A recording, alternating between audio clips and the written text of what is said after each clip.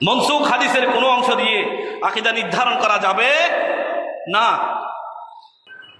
অসংখ্য কোরআন শরীফের আয়াত আছে, যে আয়াতগুলো দ্বারা বোঝা যাচ্ছে যে আল্লাহ তার নবীকে শ্রেষ্ঠতম নসল দিয়ে দুনিয়ার মধ্যে এনেছেন, এবং নবী হাদিসের মধ্যে বলেওছেন যে আমি পবিত্রতম পৃষ্ঠদেশে এবং পরিচ্ছন্ন পবিত্রতম উদর হয়ে দুনিয়ার মানুষের কাছে আমি উদ্ভাসিত হয়েছি, আমি এসেছি। বড় করে বলুন সুবহানাল্লাহ। আরেকটা হাদিস শরীফ থেকে এই প্রশ্নের উদ্রেক হয়। নবী করিম সাল্লাল্লাহু আলাইহি ওয়াসাল্লাম বলেছেন, এটাও মুসলিম শরীফের হাদিস, আন আবি হুরায়রা রাদিয়াল্লাহু তাআলা আনহু قال قال رسول الله صلى الله عليه وسلم استأذنت ربي ان استغفر لأمي, আমি আল্লাহর কাছে অনুমতি চাইলাম আমার মায়ের মাগফিরাতের জন্য। নবী বলছেন আমি আমার মায়ের মাগফিরাতের জন্য আল্লাহর কাছে কি চাইলাম? অনুমতি চাইলাম। ফালাম ইয়াদান লি, আল্লাহ আমাকে অনুমতি দেন নাই। সুবহানাল্লাহ বলেন। এই অংশ থেকে কেউ করে মনে করছেন যে নবীর মা বাবা জান্নাতি নয়, এই কারণে ইস্তেগফারের অনুমতি দেওয়া হয় নাই। মূলত বিষয়টা এরকম নয়।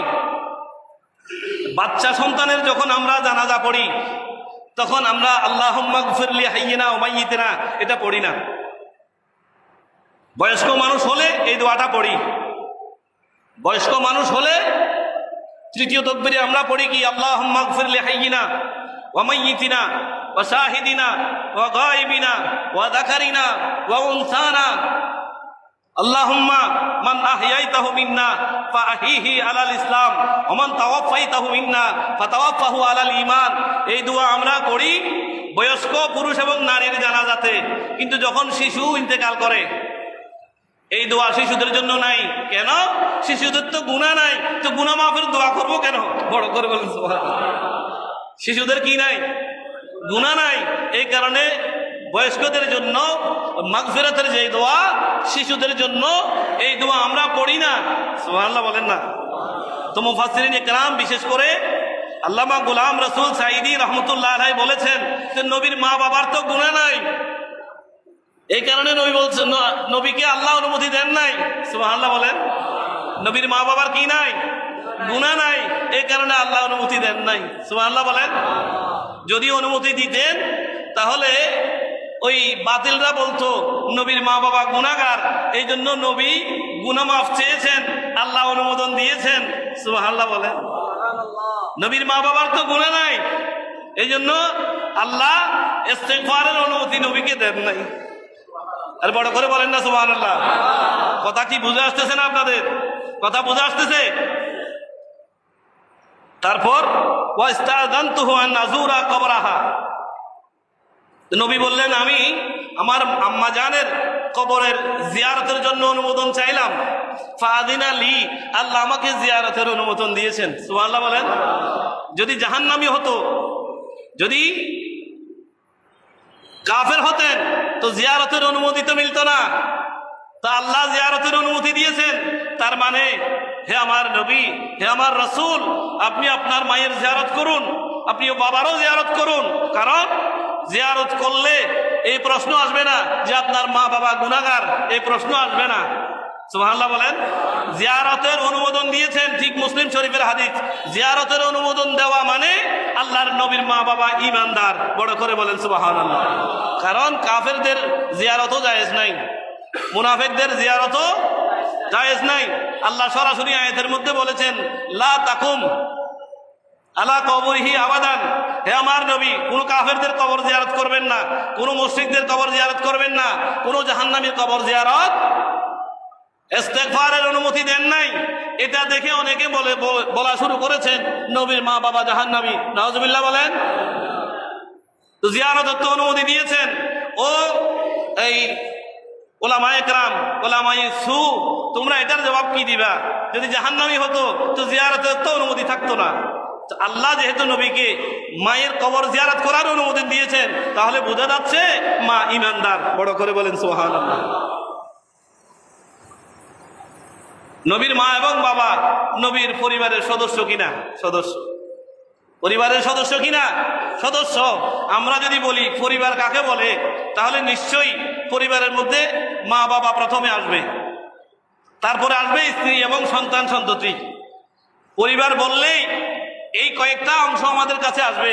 প্রথমে আসবে মা বাবা, তারপরে আসবে স্ত্রী এবং সন্তান সন্ততি। তো নবীর পরিবারকে যে আল্লাহ নাজাসত থেকে মুক্ত রাখবেন, এটা তো কোরআন শরীফের আয়ার মধ্যে আল্লাহ বলে দিয়েছেন, ইন্নামা ইউরিদুল্লাহু, নিশ্চয়ই আল্লাহর অভিপ্রায় হলো, আল্লাহর ইচ্ছা হলো, লিউযহিবা আনকুমুর রিজসা, হে আহলাল বাইতে ওয়া ইউতাহহিরাকুম তাতহীরা, হে আল্লাহর নবীর পরিবারের সদস্যবৃন্দ, আল্লাহর ইচ্ছা হচ্ছে আপনাদের সবাইকে আল্লাহ নাজাসত মুক্ত রাখবেন, কুফর এবং শিরিক থেকে মুক্ত রাখবেন, দুনিয়াবি সমস্ত গুনাহ থেকে মুক্ত রাখবেন। এটা আল্লাহর সিদ্ধান্ত। তো আল্লাহ নবীর পরিবারকে কুফর থেকে মুক্ত রাখবেন, শিরিক থেকে মুক্ত রাখবেন, বড় গুনাহ থেকে মুক্ত রাখবেন, শরাব থেকে মুক্ত রাখবেন, জেনা থেকে মুক্ত রাখবেন। এটা তো আল্লাহর সরাসরি ঘোষণা আছে। বড় করে বলুন সুবহানাল্লাহ।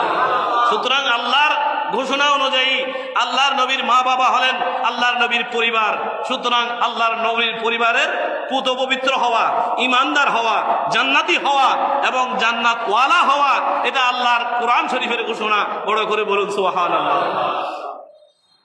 আরো একটা বিষয়, একদিন এক সাহাবী অভিযোগ নিয়ে এসেছেন নবীর কাছে যে তার বাবা তার সম্পদ নিয়ে ফেলতেছে। বাবা সন্তানের সম্পদ নিয়ে ফেলছে। তো নবী বললেন, ঠিকই তো আছে, হে আমার সাহাবী, তোমার সম্পদ নয়, শুধু তুমি এবং তোমার সম্পদ দুটোটা তোমার বাবার মালিকানায়। বড় করে বলেন না সুবহানাল্লাহ। তোমার সম্পদ না, শুধু তুমি এবং তোমার সম্পদ দুটোটা কার মালিকানায়? তোমার বাবার মালিকানায়। সুবহানাল্লাহ বলেন না। তো এই মাসালা কেন বললাম? এই মাসালা এই জন্য বললাম যে অনেকেই তো শুধু নবীর মা বাবাকে জান্নাতি বলে। আমি শুধু জান্নাতি বলে ক্ষান্ত হই না, আমি বলি নবীর মা এবং বাবা হলেন জান্নাতের মালিক। বড় করে বলেন না সুবহানাল্লাহ। কেমনে মালিক? যেহেতু নবী বলেছেন, ইন্না আবাকা ওয়া মা লাকা অথবা ওয়া মা লুকা, হে আমার সাহাবী, নিশ্চয় তুমি এবং তোমার মাল দুটোটা তোমার বাবার মালিকানায়। তো জান্নাতের মালিক তো আমাদের নবী। জান্নাতের মালিক কে? কথা বলেন না। জান্নাতের মালিক কে? নবীকে আল্লাহ জান্নাতের মালিক বানিয়ে দিয়েছেন। দলিল কি? দলিল হচ্ছে ইন্না আতাইনাকা আল কাউসার, ইন্না আতাইনাকা আল কাউসার। আল্লাহ আমাদের নবীকে জান্নাতের মালিক বানিয়ে দিয়েছেন। তো নবী যদি জান্নাতের মালিক হয়, নবীর মা এবং বাবা, তো নবীর মাধ্যমে উনারা আগে ভাগে জান্নাতের মালিক। নবী যদি জান্নাতের মালিক হন, তো নবীর মা বাবা জান্নাতের মালিক। ছেলে যদি কোনো সম্পদের মালিক হয়, তো মা বলে এগুলো আমার, বাবা বলে এগুলো আমার। তার মানে ছেলের মালিকানায় আছে বলে মা দাবি করতেছে, ছেলের মালিকানায় আছে বলে বাবা দাবি করতেছে। তো যেই জান্নাতের মালিক নবী, ওই নবীর মা এবং বাবাও ওই অটোমেটিক্যালি ওই জান্নাতের মালিক। বড় করে বলেন সুবহানাল্লাহ।